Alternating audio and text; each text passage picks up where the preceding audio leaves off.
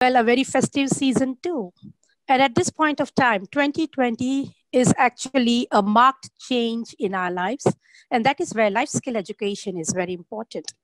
Now, what is this life skill education? And where does it hold good in our life? Often we see things moving in a direction which we are not expecting. And at that point of time, we start having perspectives which may or may not be conducive for us to lead our life and be more productive. That is the point exactly when life skill education plays an important role. Now, life skill education is something wherein we find our emotions in play, we find our mental awareness in play, we also find our environment in play. So at this point of time, I would request all of you, since we are a few of us, you can unmute and you can share what are those emotions which you feel hinders your progress in life. Now, when I say emotions, simple as anger, frustration, sadness. Now, these are the most common ones. Okay, these are the pillars on which various other emotions are formed. So, which is that emotion which you feel hinders you in your everyday life? Ma'am, my name is Shraddha Hello. Pillai. At times maybe anxiety, because I do have anxieties. Kaise hoga, kya hoga, and sometimes you tend to think which is negative. You want it to be positive, but due to anxiety, you end up thinking something which is negative. So for me, anxiety, yes. Yes, very rightly put. Thank you for sharing that. Yes, I would request of you to be interactive as well. The reason being a very small group, it is about us. So there would be more personalized interaction with regards to each emotions. So yes, Utkarsh has allowed you to unmute yourself. So you can unmute and you can share. I hope you are here because neither can I hear you, nor can I see you. Okay, well, we take anger and anxiety. Anger. Anger is a forceful energy which is not channeled in a productive way. Yes. Now, when we say it is a channeled, it is an energy. Now, what is anger? Anger is an outburst of energy. This energy is also having a choice with itself in the sense that it can be used productively or it can get destructive. When we get angry, it becomes destructive. That means we destroy that particular energy. We radiate it to the whole environment around us. Now, when we are angry, one very important thing happens within our physiology. We start having a shaky voice. The cellular patterns in our cells starts vibrating at a higher frequency, more violent frequency. Our thought forms rushes towards maybe to the past, which triggers an emotion, which triggers the anger further. You may get those memories of the past which you normally wouldn't have even thought of.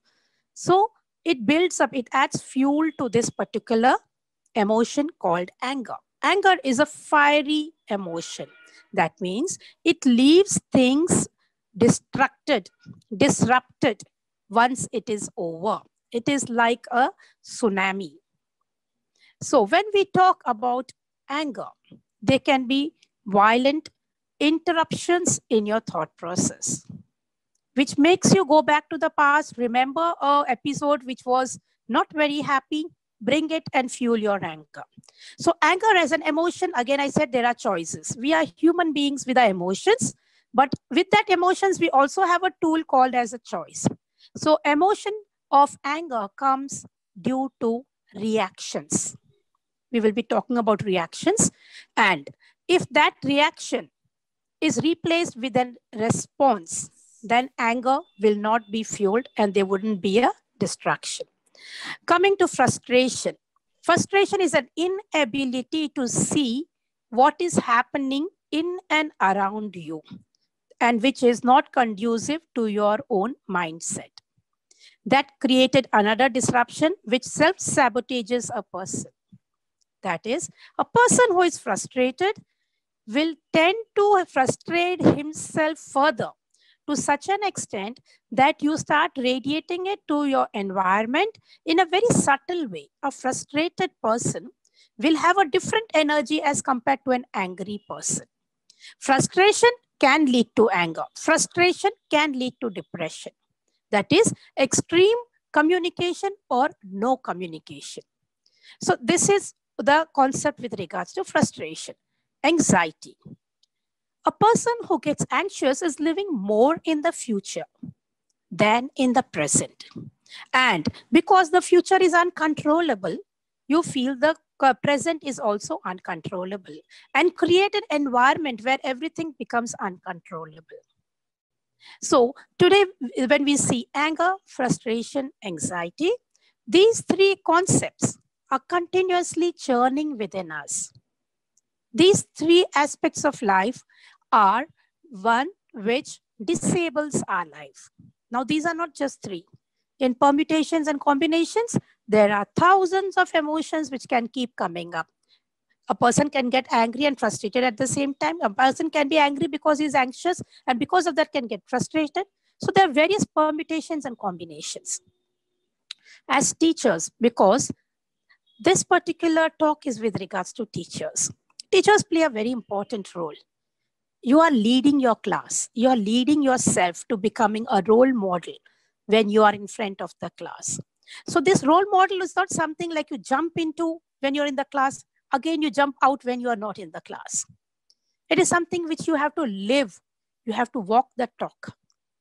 And that particular integrity is very, very important because we cannot live double-faced. At profession, I'm going to be a very responsive person, not a reactive person. Back home, I'm very reactive. Now, this leads to two personalities. All of you would agree with me because when a person is leading a two personalities, there is no truth in any of them. It becomes a persona and a mask. But when a person is in the true self, no need of a mask. And when there is no need of a mask, stress gets reduced. You will not be angry because you know what it is the way it is. There is no point of getting angry because you will also know your circle of influence. Circle of influence means what are the things in your control and what are the things beyond your control. So always work with things in your control. When I say in your control means, first thing, getting angry is in your control. You can choose to be responsive, not get angry. Being in your control would be your own time management. Being in your control would be your own lifestyle. Being in your control would mean that you are being within yourself at peace. Because we cannot ask for these things from people outside. When sometimes things are not in control, that means it is beyond your control. Your boss getting angry at you because he had a fight at home with his spouse, not in your control. And if he radiates that anger onto you, I'm just giving an example, and if that person radiates that anger onto you, that is in your control. If you choose to be responsive, if you are able to see that this is not to do with me, this is coming from somewhere else and it is being dumped onto me. So why should I take in this garbage? Let it slip out. Let it not enter me. Let it just be out. That means you create your own vibrations in such a way, even if that whole thing comes on you, just slips out, doesn't go into you. That means it doesn't trigger you. We as humans have number of trigger points. So if you choose to be responsive, it is not going to affect you. On the other hand, that anger comes to you and you are already frustrated, already angry. What is going to happen? The whole thing is going to become a big chaos. A big chaos in the sense that mental, physical, and emotional chaos. Like I said, the cellular vibration also changes and it could also lead to lot of other physical issues if not handled well. Because it has been found scientifically that 94% of all the diseases we see today are psychosomatic, are because emotions have not been handled properly. And that is exactly the reason by world over we see people doing research on this. If you go back 40, 50 years, how many people were there who were working towards life skill education? How many people were doing research in life skill? It was considered to be a normal subject, which we are born with, so no need of studying it. But now, with all these, on one side is the diseases, and on the other side is the inability of humans to live as humans. That is, inability to find peace and happiness has led to further research in this area. Coming to this concept of things not in our control, we need to understand whatever happens around us should be handled well within us.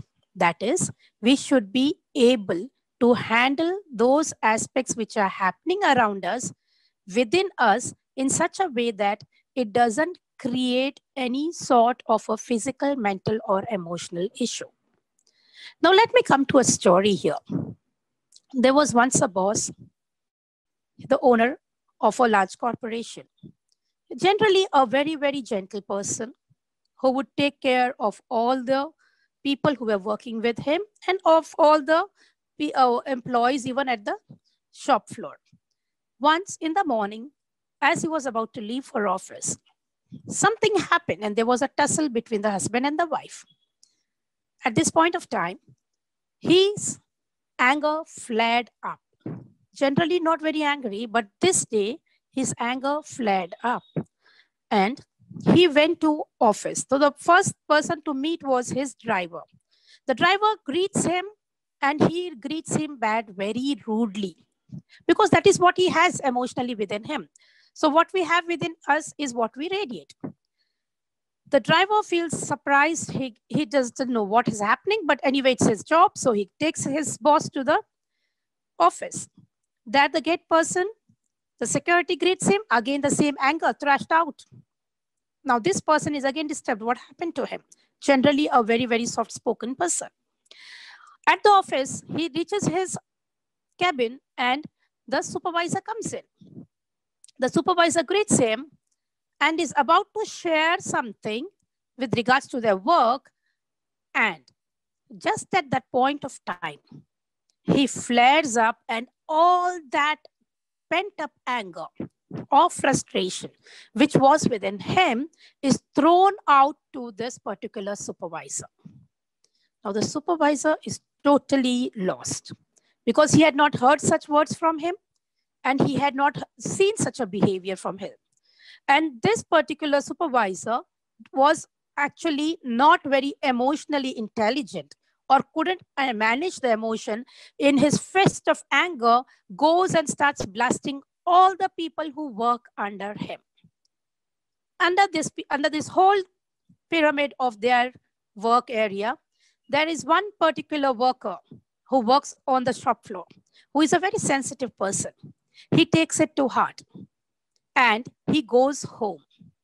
He goes home late because he's so disturbed. His wife opens the door and asks him what happened. He just slaps his wife. The wife is shocked and she starts weeping. They have a little child, a 4-year-old child who's playing with the toys. The child is also surprised and shocked and goes and runs to the mother and asks, what happened? Why are you crying? The mother now picks up all her emotions, which are now like broken pieces of her heart. She picks them up and a tight slap on her son's face. Now this child starts weeping. And what is the next step? Goes to his toys, picks one of them and throws it on the ground. Broken. So life can get broken if we don't handle our emotions. So I hope all of you are on the same page with understanding why emotions needs to be handled, why life skill education is so important. Each and every human being goes through the same grind all over the world. It is not that in India anger is different or in the US the anger is different. The world over the anger is the same. But how we handle makes us what we are. Anger is an energy. And energy, it is just like a fire which can be used for cooking or for burning a house. If you choose anger and allow it to be flaming up further, then it is going to burn a house. If you allow the anger to be tamed well, that is, you be responsive to your emotion, responsive to your environment, responsive to the things which are not in your control, then you will have that fire which would help you cook a wonderful meal. As simple as that. So life skill education, what does it include? It includes all our emotions, includes all our ways of thinking, that is perspectives. It includes our well-being with regards to deeper understanding of ourselves and connect to the environment. So life skill education, if I have to say, it could be like a whole encyclopedia, because it's all about human beings, the way we communicate, what we communicate, where we communicate, how we communicate, with whom we communicate. We communicate to the world very nicely when we see somebody because the world is looking. What about communicating to self? Nobody is looking.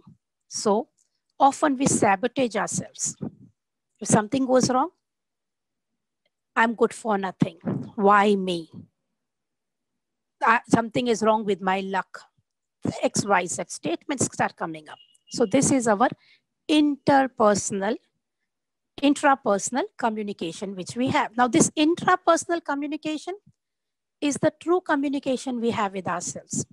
Interpersonal, we take the other person into consideration and we speak based on that.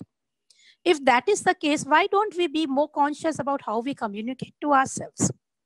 Then we will be able to handle anger, anxiety, frustration, deceit, resentment, all the thousands of emotions in various combinations in a very easy and a comfortable way. So now I would like to ask you, are you all understanding what I'm speaking right now and how it holds good in your life? You can put a thumbs up. I would prefer you to come on video because it's like talking to the walls, the empty walls. So I would really request all of you, if you could come on video or at least unmute and start speaking something, it would be more comfortable. Well, moving ahead, you make a choice to be mute. Well, thank you. Talking about emotional intelligence, there is something called as 5 parameters. Now, what are these 5 parameters? You can note it down if you have a pen or paper, or you can just listen. The 5 parameters are, firstly, very important is self-management. I have spoken about how we handle our emotions, how we should be able to be in that zone to interact with ourselves with empathy, with compassion, and with love. These 3 things are very important. The second aspect is awareness, how aware you are about your thoughts. If you are angry, if you're immediately aware, oh, it's wrong, I shouldn't be angry. There's no need to be angry. Why should I punish myself for somebody else's fault? If you are being aware about this, you will not be angry and you will not be in the state of disruption. The third aspect is regulation. How do you regulate your thoughts? Any thought which comes up, don't take it prima facie. You can be focused on that thought. Okay, why did this thought come to me? Does it serve me any good? Is it empowering me? If it is empowering me, I go with this thought. If it doesn't empower me, perfect, let it pass by. Because in a day, we get 60,000 thoughts. And out of the 60,000 thoughts, hardly there are around 20% of the thoughts which I can say which are moderate. And out of the 20%, only 1%, which is really a positive thought. So with such terrible percentage, it is very important that we stick on to being in a zone of self-regulation with self-awareness and being able to be in a zone of empowering ourselves. The fourth concept is motivation. Always stay motivated. When I say motivation, it's not about jumping around and say, oh, I'm motivated, I want to show the world's motivated. No, this is within yourself. Anything goes downsized, no problem. Life is all about phases of ups and downs. And that is what life is made of. If we were only happy all the time, we wouldn't have to value happiness at all. It's only because there is sadness somewhere, then we understand happiness is an emotion which we enjoy. So it's perfect. But all the way, stay self-motivated. Do not look for motivation outside. Look at yourself. If I'm doing something, where is it serving me? Is it taking me to my goals? If yes, I should be doing it, come what may.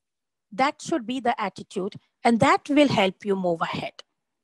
And last but not the least, be in empathy. When we say empathy is compassion to others and compassion to oneself.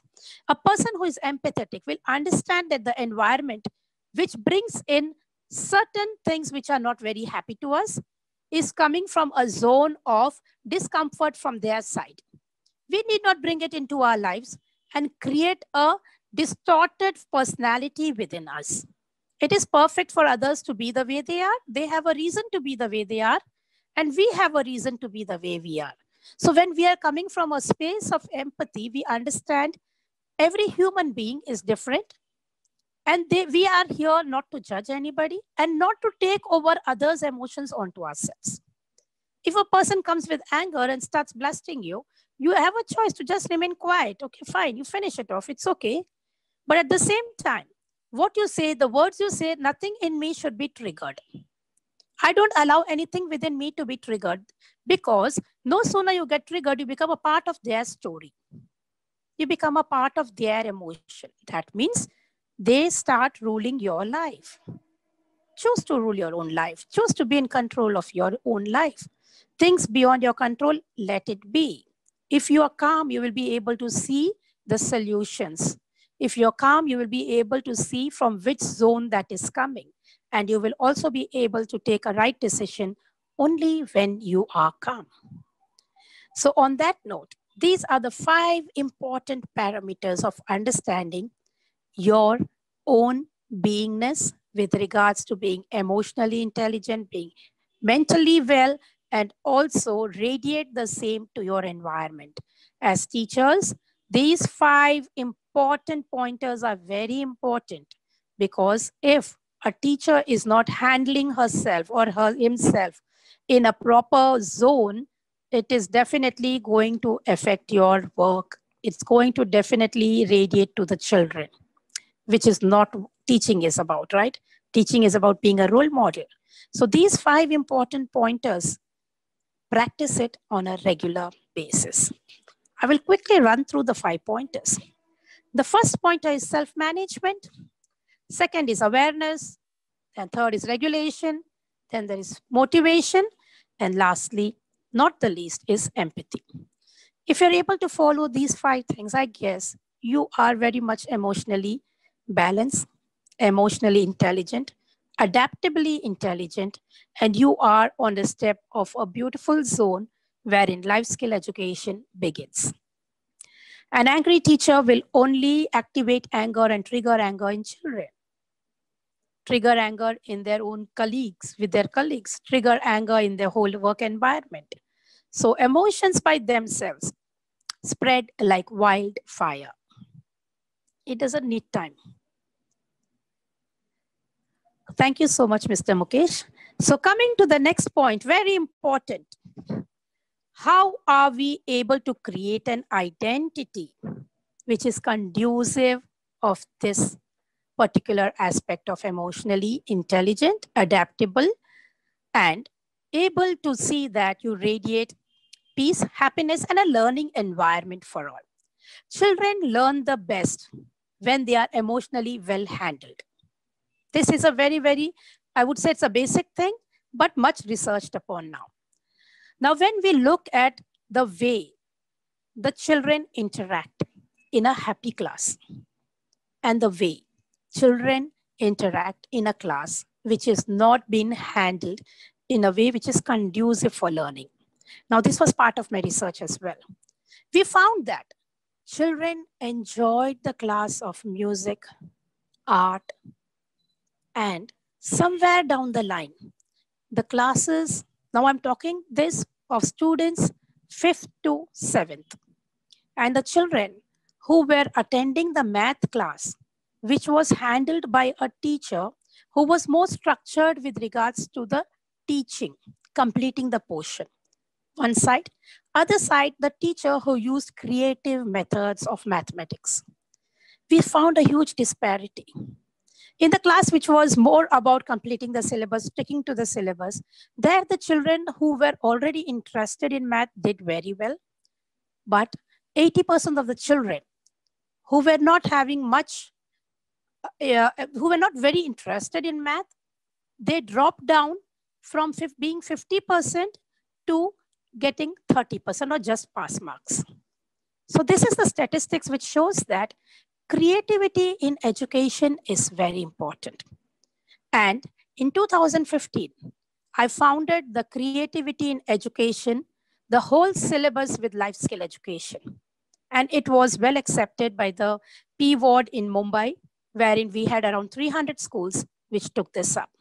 Creativity in education takes into consideration all the parameters of emotions and also looks at how it can be incorporated into learning.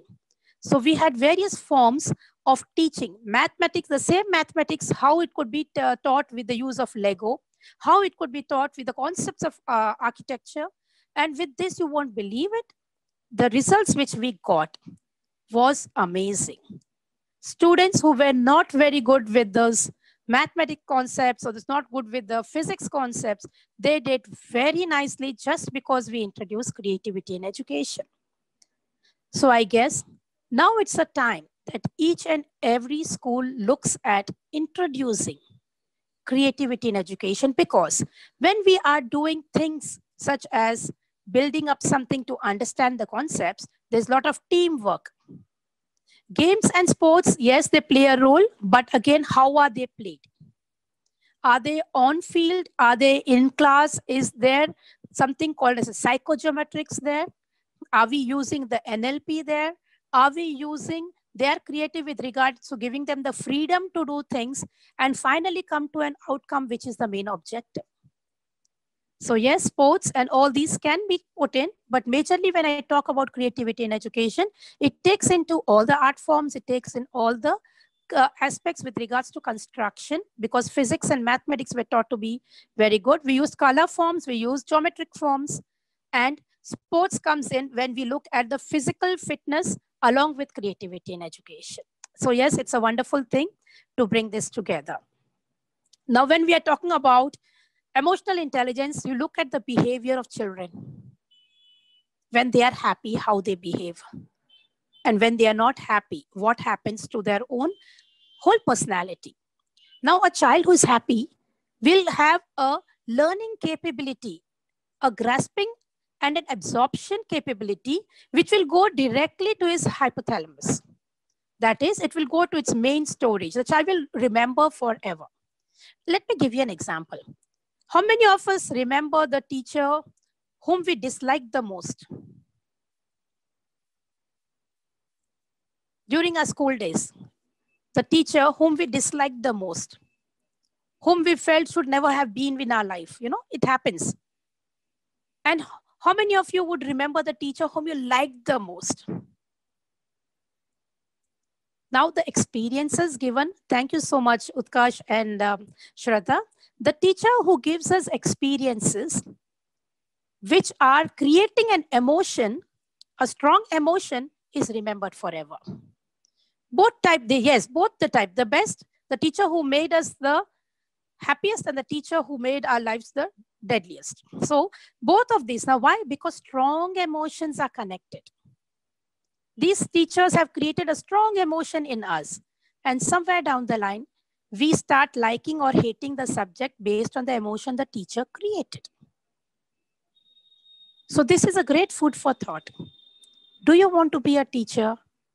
Or do you want to be that person which the child, even after 30, 40 years, remembers and says, I really remember that teacher, and I really thank her or him for that beautiful experience they gave us? Or it would be, oh my God, I wish I did not have that teacher, because else, had it been the other teacher who created a good experience, my teacher of that subject, I would have excelled. So, you know, we are framing such perspectives in the mind of the child that in future, they are going to be affected. Their whole life is going to be impacted by that particular thought and emotion which is created. So life skill education is one of the most important concepts which every teacher should learn. And I guess my trusted tutor is doing a good job because they're trying to pick up the people who are experts in these fields and bring it out to all the teachers, all the participants, so they are able to lead their students in a way which is towards nation building and also lead their life in a way which is happy and peaceful. Well, how does a person practice these 5 concepts on an everyday basis? To practice this, there is a huge lot of things which a person has to do. But to make it easy and quick, I can say every teacher is actually doing much more than just being a teacher. So there's hardly any time a teacher gets. The children are on vacation, you're busy correcting your papers. During the vacation, you're busy setting up the syllabus, your yearly plans. There's so many things that teachers keep doing. But the teachers also need to understand one thing, that you need to make time off for yourself and lead your life not being as a teacher, but as a learner. Because a teacher who is a constant, a regular learner makes a best teacher. Learn something new. When I say something new, it could be a new meditation style. It could be something new like your hobby. Maybe you would like singing, or you would like playing music, or you would like dancing, you would like painting, anything. Or you would like playing badminton or your tennis or golf, or whatever you like. Just choose that once a week you are following what you like doing.